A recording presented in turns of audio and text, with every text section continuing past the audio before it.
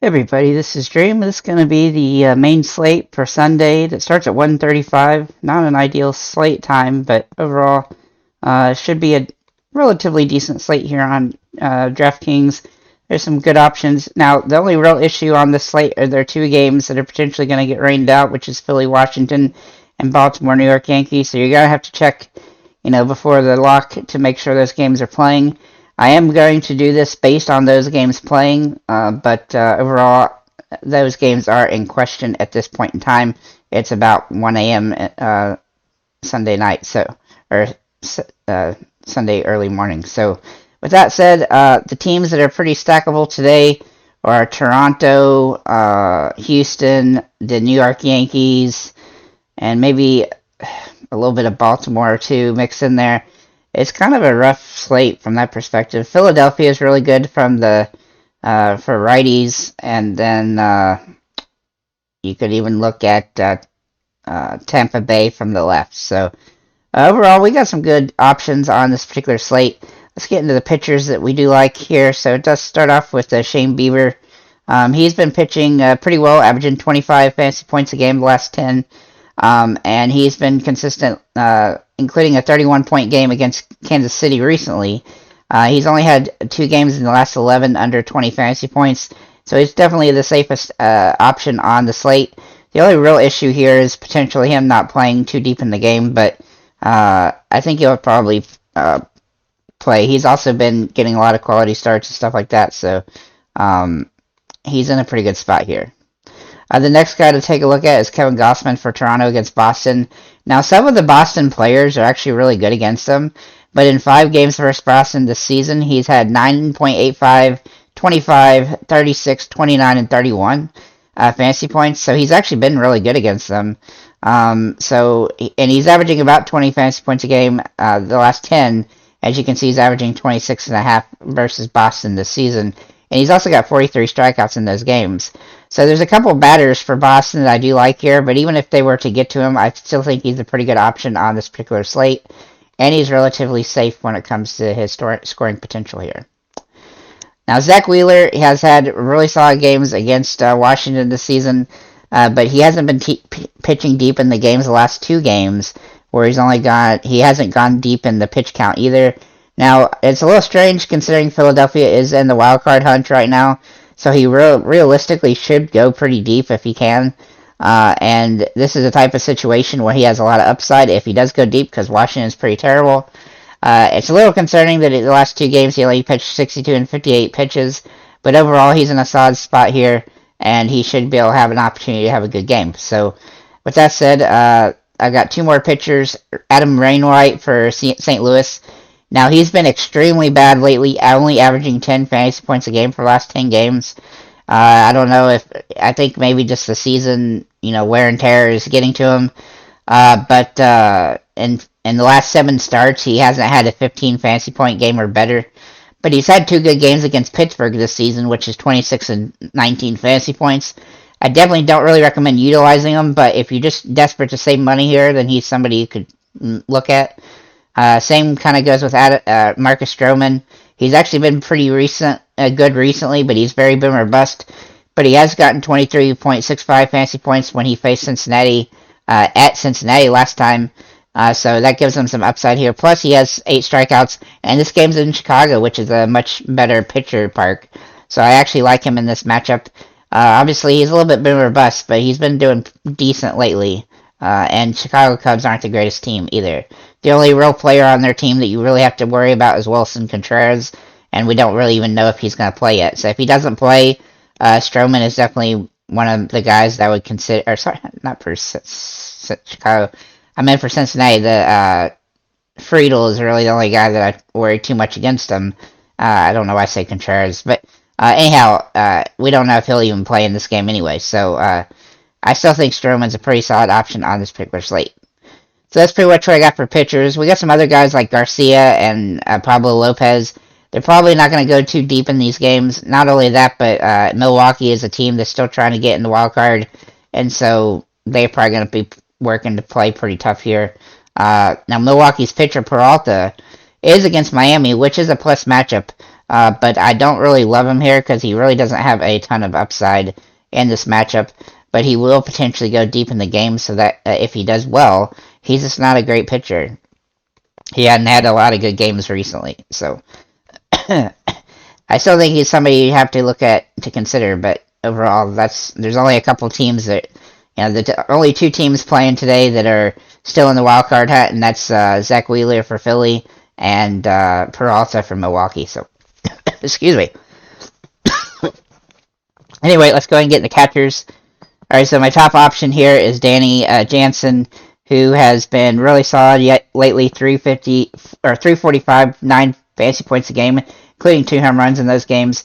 He's just been solid, and I like him against Waka, who isn't that good of a pitcher. Alexander Kirk is a guy that I also think is in a decent spot here. He hasn't been as good lately, but I do like him in this particular matchup.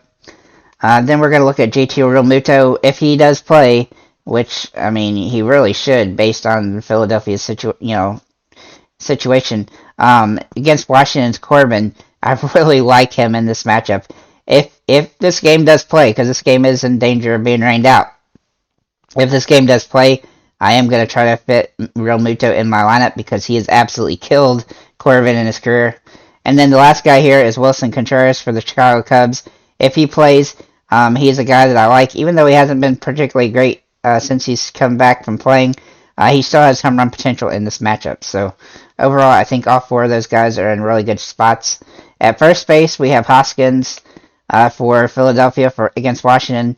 Another guy I really like. Man, I really like the Phillies today against Washington because Corbin's terrible, and a lot of these guys have really great histories against him. I still worry about that getting rained out though, so we'll have to check in the morning. Vlad Guerrero Jr. for Toronto is in a great spot here.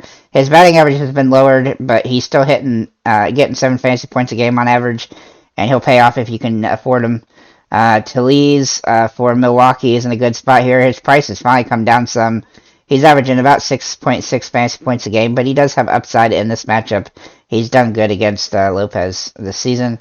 Naylor for Cleveland is in a nice spot here. He's averaging almost 9.5 fantasy points last 10, and he gets a nice plus matchup here against a young pitcher. Then Rizzo for the Yankees. I really do like him against Bradish. He's averaging 8.3 last 10 games. He's averaged 9.1 against Baltimore this season, and he's in a really good spot. And then finally, a cheap option here is Albert Pujols. If he does play, even though he got his home runs, he's still playing some, and he's been hitting pretty well in these games lately. And he even hits good without the home runs, and he's also pretty inexpensive on the slate at only $3,100. Then a guy that I really like at second base is Whit Merrifield, who's averaging almost 10 fantasy points a game the last 10 for Toronto, and he's a guy that is also pretty inexpensive, so you can definitely utilize him to help pay up for some other options. Colton Wong is another guy I like here from Milwaukee. He's averaging 7.7 the last 10 games, and he's averaging 10 fantasy points a game against Miami. And then if we look at Miami, we actually have he has steal potential, which is why he gets into play here. He hasn't hit the ball well lately, but when he does get on base, he has been getting a lot of steals lately, and so I do like him in this situation against Peralta. And then Altuve for Houston, obviously a good spot against Kluber. He's averaging 12 fantasy points a game last 10, including 10 against Tampa Bay. And then Andre Jimenez is another guy I like for Cleveland. He's averaging 9 fantasy points a game, hitting 333. And then finally, a cheaper option is Brendan Donovan, who has been really good lately, averaging 7.4. He had a really solid game yesterday as well. He's not a home run hitter, but he's still getting hits and stuff like that, and he's scoring a decent amount of points. He won't win you the thing, but he'll also keep you from he won't hurt you either. Then we'll look at third base, Alec Boom. He's been extremely good against Corbin in his career. He's also been great against Washington, averaging 8 fantasy points a game this season. Then we're going to look at Bregman for Houston.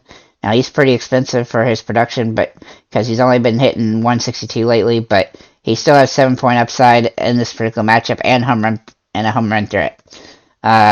Rafael Devers is probably one of my favorite high price guys against a tough pitcher, at least.